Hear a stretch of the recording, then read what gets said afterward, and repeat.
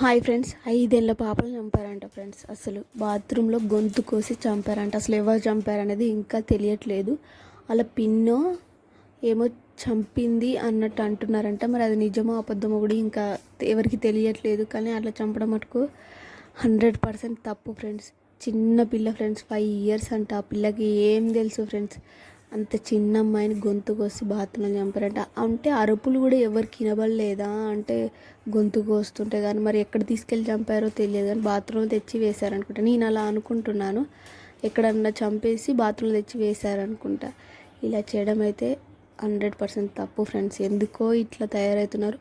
వాళ్ళకు గొడవలు ఏమైనా ఉంటే, పెద్దోళ్ళకి ఏమైనా గొడవలు ఉంటే వాళ్ళు మాట్లాడుకోవాలి. కానీ మధ్యలో చిన్నపిల్లల్ని తీసుకొచ్చి, చిన్నపిల్లలు అసలు వాళ్ళకి ఏమీ తెలియదు, వాళ్ళని చంపడం ఎంత వరకు కరెక్ట్ ఫ్రెండ్స్? మీరే చెప్పండి. నాకైతే ఈ వీడియో చూసినాక పిచ్చి లేసింది ఫ్రెండ్స్.